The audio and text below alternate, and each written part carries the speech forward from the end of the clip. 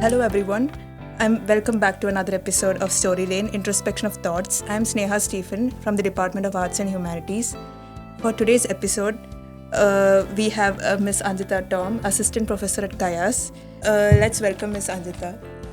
Welcome, ma'am. It's very lovely to have you here. Yeah, thank you for having me here. It's my pleasure to be here. Yeah. So, what first got you into queer graphic narratives? Oh, okay. I have always been interested in queer narratives, queer theory, whatever that's non-normative genders and sexualities.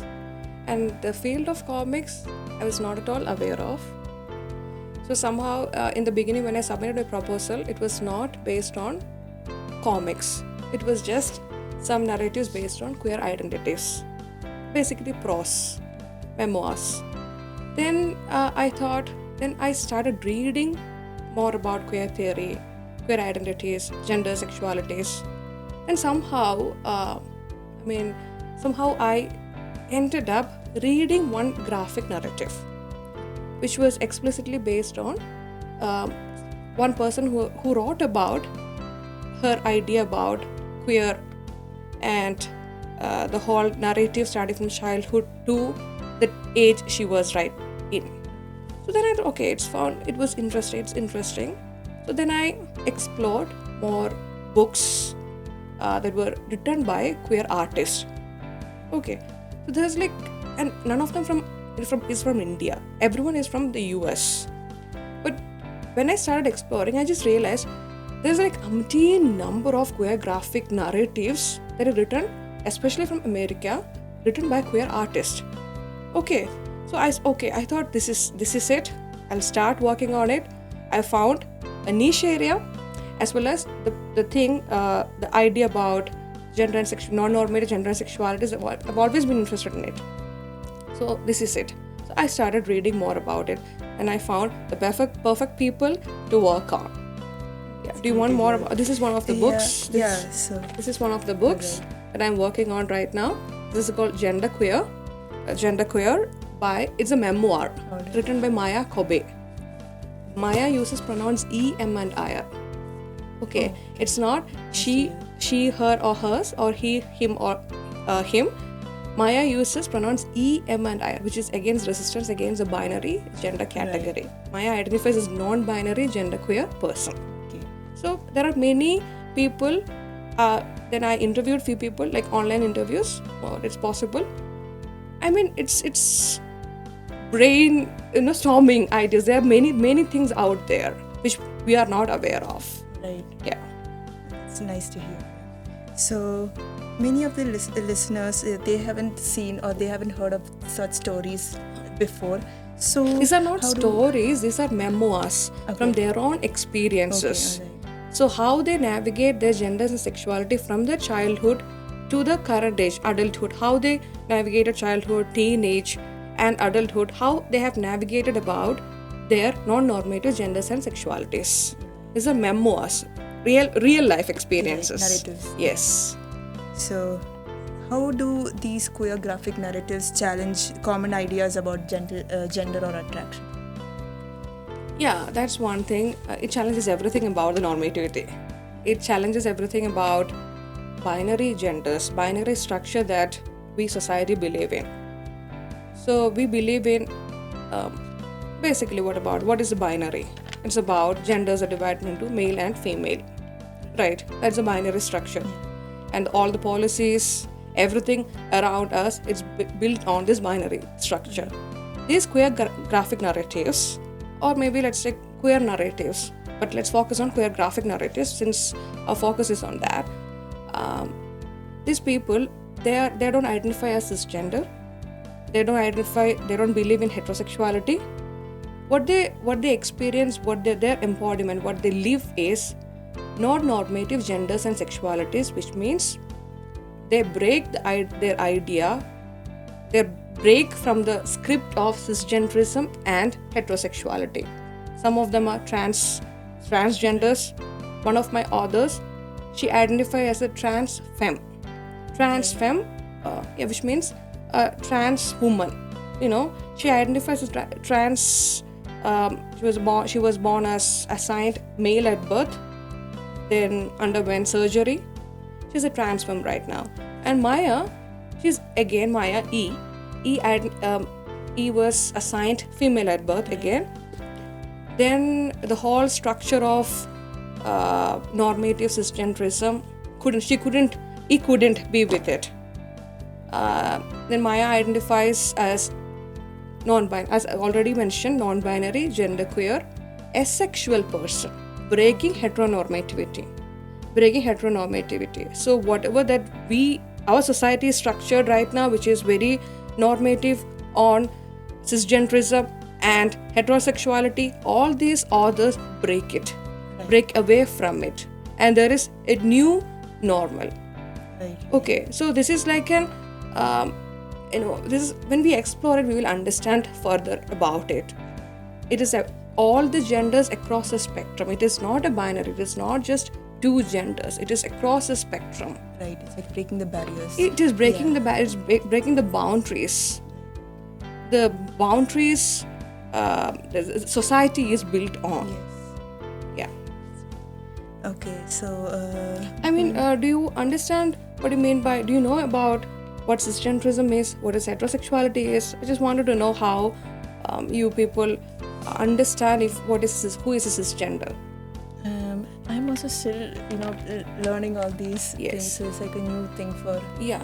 me as well. So there are I'll just give you a brief explanation of it. Who is cisgender? Let's take from the birth. We are assigned either as assigned female at birth or assigned male at birth. By the doctors see our external genital organs and assign our sex. Right. Okay, seeing our private parts. Then the person with female genitalia, that person is assigned female at birth. The person with the child born with male genitalia, assigned male at birth. Okay, so we assume that these people, these children, their gender identity, we might think that okay, assigned female at birth identifies as a woman, assigned male at birth identifies as a man. There is a consensus, common consensus like that. But there is no guarantee for that. Sometimes there will be incongruency between being what is assigned to you and what our gender identity is. Okay, so people whose assign their sex and gender identity are in the same place, where if it is they align with the sex and gender identity as for example, assigned female at birth and they identify as a woman, then they are called cisgender. Okay, which cis means again a Latin word which means this side. Right. But there are several people whose assigned sex and gender identity do not match. Yeah. They are trans on the other side. So there is mismatch between their assigned sex and gender identity. Okay, they are trans people. Okay, there is like a barrier between them. Yes. This side and that side. So there are many people around us, but every system only focuses on cisgendered people.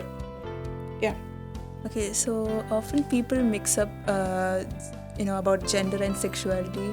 Mm-hmm. So, what can you, what's your take, in explaining about the difference in a very simple way? Oh, it is very different from each other, gender and sexuality. Yes. So, gender means it's one's own personal idea, Right. personal feeling what they have. Okay, it is very psychological, very personal. There is no one else in it. But when it comes to sexuality, there is another person involved. Okay, so sexuality is your sexual orientation, whom you are attracted to. Okay, but gender identity is your psychological, biological, social formation about who you are. Okay, so that's what again there can be cisgendered people, transgendered people, non-binary. Maya is a non-binary person. Okay, then gender queer person. These people, their gender identity is very personal and what they psychologically, socially, biologically feel about their gender. Okay, so sexuality is very much different from it and what we feel for others. And in our society, it is mostly heterosexual, which is a normative script that we follow. Yes. So other than whatever that comes after, if we won't even think if there is anything beyond heterosexuality. There are many. In for example, the term LGBTQIA+++. Yes. It talks about different gender identities and talks about different sexualities, sexual orientations. Okay. Yes. So it's spread across a spectrum. It is not just binary, it is not just two. It spreads across a spectrum. That's why that's rainbow, which is called rainbow. They identify with rainbow, which is a spectrum. It is not one gender or one sexuality. It spreads across the spectrum. Yeah. So, your thesis submission is coming up. So, how is the process been, and what are you looking forward to next? I've already started, the thesis I've submitted recently to my supervisor. She has to review it, and we have to send it out for review process to the external people. Yeah, external professors. So, what are my future? This is my future right now. Yes. I've started working here. Yeah, I'll be here for some time, as where whatever I have learned so far, if it is possible, to share with others, share with the next generation. If it is possible, whatever I have learned, so because PhD was 5 long years, I've learned so many things about gender, sexualities, graphic narratives, comics, many things about it. So whatever I have learned, it shouldn't just be in thesis. If it is possible, this is a place where I can talk. I'm talking to you right now. Yes. I'm imparting knowledge. Whatever I've learned so far in the last 5 years, I'm telling you. Right. So in the same way, in classroom, whenever I try to initiate conversations regarding gender, sexualities, it's like they are in a bubble. If I am able to break that bubble of binary, cisgenderism or heterosexuality, I won in my life. Right. Yes. Yeah, that's what I am looking for quite some time. It will be like that. So, how can gender studies teach students to support trans and intersex people, especially with things like mental health support? Yeah. First, we have to understand why would we need mental health support, and before coming into that, gender studies is about being aware of the inequalities. It is not just about understanding about being aware of different categories of genders or sexuality. It is about being aware about inequalities that are faced because of the hierarchy that exists among genders. Okay, so in the beginning it was more like man and woman. Historically it was just man and woman, whatever we have seen. Okay, so gender studies help us to or people before us, it helped them to understand how the power structures work between two genders. How woman is marginalized, how they are treated unequally because of the system of gender. Right. But right now, it is we have to expand our idea. Even now when we think about, so let's take a look around our college. Whom do we see? Is there any transgender here? Are they giving in reservation for transgender? We shouldn't talk about it. Yeah. So if you look around, there are so many inequalities spread out among different genders. Even now, even in our society, who is treated as the superior gender? The men. Yeah, of course, the men. So then there's a possibility that we talk about women, right? Then there is a possibility that we talk about women. Yes. Because gender studies has already explored the inequalities, powers because of the power structures. But right now, gender studies is giving an option where we will be opening our eyes, we'll be observing more about other genders as well. How the society, because of the societal structure, how the inequality, because of the inequality, they are marginalized. It is an eye opener, so that we can have a look around for these inequalities. Okay, so how people from different genders, they are marginalized, they are discriminated, and they are not even visible. Even if we look around, how many trans people that we see, they are invisible. But does that mean that they are not out there? Yeah, they are invisible. They are erased by the system. There is no systemic support for them. There is no structural support for them. Okay, so gender studies as a subject, when if we are bringing into the curriculum, we will know about the inequalities, that is how they are discriminated, why they are discriminated, and it will give us a space to work on them, to study about them, or it will make them more visible. Right. Okay. Yes. Yeah, and talking about mental health support. Why would they need Of course, they will need mental health support because there is no systemic, systemic, structural support for these categories. Right. These Support people system is there is no proper structure. So let's take a very plain example. A person who identifies as a gay or a trans, how many families accept them? Very few. Very few. So there is a structural support is gone. How many colleges admit them? Again, another structure. Right. Okay, how many hospitals give them more value for let's say about intersex people? How many hospitals consider them? Even if it is for a healthcare system, are they treating them as an intersex or as a woman or a man? Okay, so there is like structure. These people are not getting structural support, and of course, because of it, their mental health, and they need mental health support system because they don't have any proper support system as given to other cisgender people out there, or other normative sexualities, people who have normative sexualities. As a specialist in gender studies, how would you define gender sensitivity and why is it essential for individuals in today's? So first of all, I won't call myself as a specialist. Alright. Okay, I'm just a learner even now. I'm a student. Okay, so about what is gender sensitivity? Coming to gender sensitivity, we can divide those two words, gender and sensitivity. Okay, what is sensitivity? Sensitivity means we are sensitized. We are becoming aware of something, right? So, and we are either making others aware or we are making ourselves aware of something. That is sensitization. And there is another term, gender. And gender is like an overarching word which has many components in it.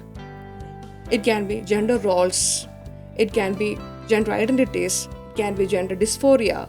There are many things that comes under the umbrella term gender.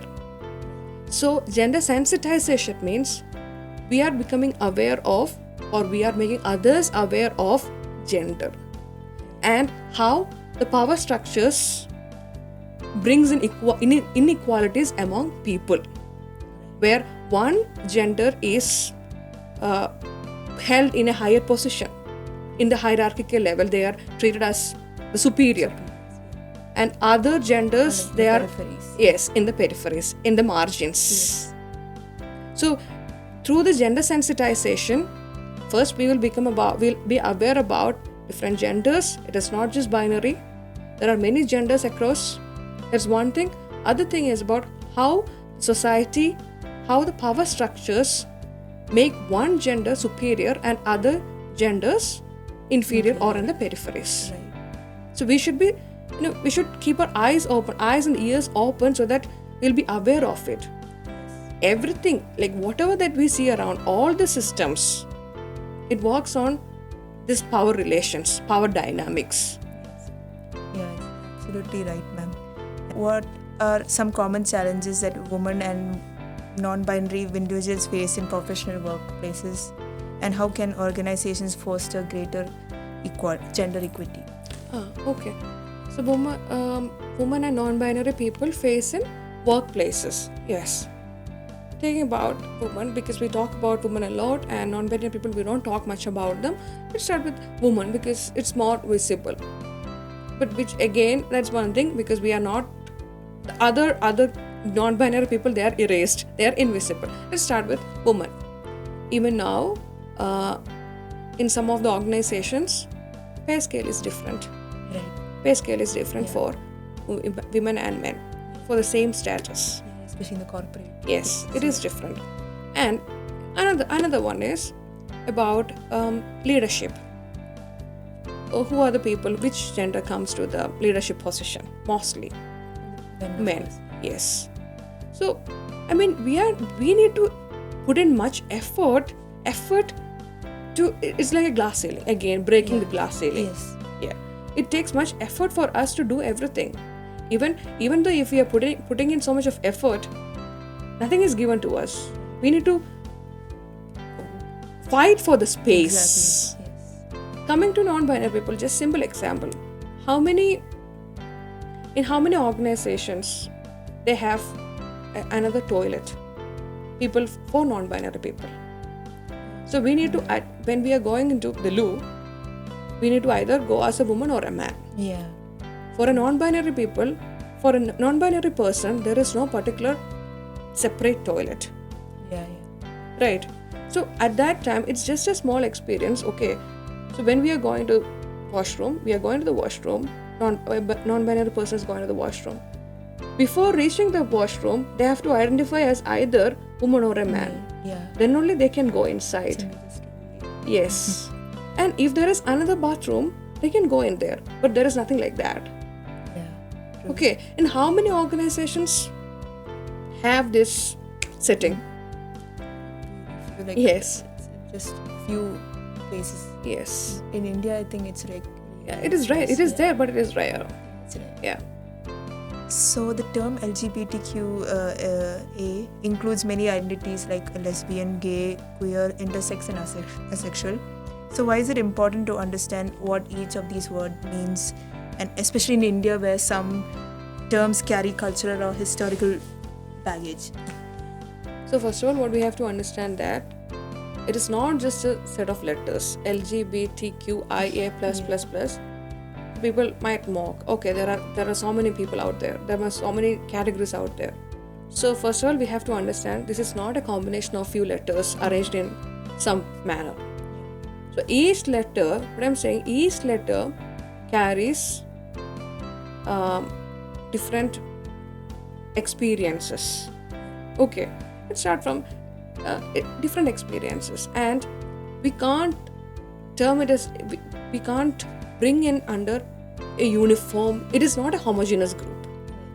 Okay, queer community is not a homogeneous group. So each word, each letter, it's not word, it's each letter in LGBTQIA+ carries different experiences as well. For example, let's take from the very beginning.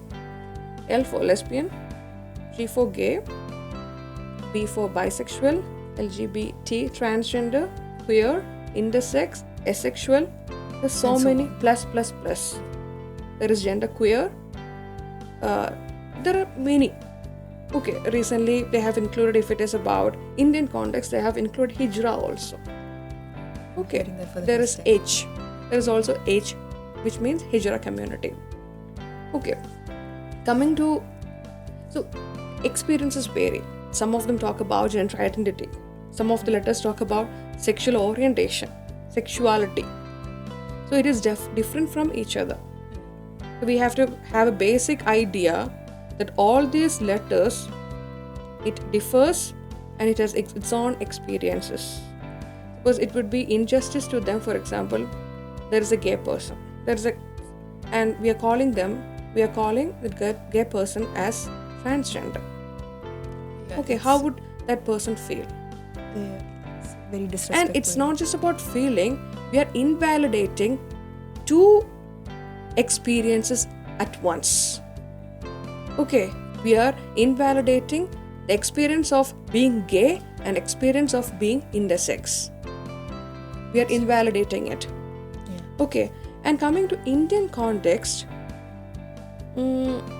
before British colonialism, there were so many gender and sexuality. There were so many gender categories and sexualities. And moreover, it was not not just sexual categories. There were social roles assigned to them. Okay, for example, Hijras, Koti, Aravani. There were many groups before there were many groups existed in India before the invasion of British colonialism, and these people these were for them, it was not gender roles. It was very associated with religion. They had high status in the society. Okay, for these people. But after the invasion of Britishers, and because of the Victorian morality, these people were deemed as unnatural, and they brought in Section 377, calling non-normative gender and people who exhibit non-normative genders and sexualities as unnatural. So that's before the invasion of Britishers, India it was a very diverse community. Right. Okay, so right now, coming to current LGBTQIA+, we can think in a way that this will give these terms, this combination of different terms, and bringing too many experiences together, it will give us Indians more space to think about our histories. So who are the different gender categories, sexual categories that were there, diverse gender and sexual categories that were there before. So it will give us a space to think about them, to bring them back. Okay, to bring them back from the margins, from the peripheries to the center. Okay, so it will give. It is giving. It's not. It will give. It's like it's giving right now the space for us to bring in diversity. Okay. So, if people take away just one idea from today's episode, what should it be? Be sensitized. Be aware. Aware of the inequalities, aware about the power structures, power dynamics, which make people from non-normative genders and sexualities invisible. We have to be aware that why are they invisible? Absolutely. We have to think about it. Why are they not here amongst us? Why are we not friends with them? Exactly. Yeah, that's the thing. We need to always think critically where we are standing. Think critically about what are we doing. Are we doing any steps? Are we taking any steps to eliminate this inequality, this discrimination? Thank you so much, ma'am. It was wonderful having you here, and we really appreciate your invaluable time and the thoughtful insights you have shared. And I personally learned a lot about queer theory and the graphic narratives today, and I'm sure our listeners did too. So thank you for giving us your perspective and expertise. That's all for this episode of Story Lane, Introspection of Thoughts. I'm Sneha Stephen. Thanks for tuning in, and we'll see you next time. Thank you for having me.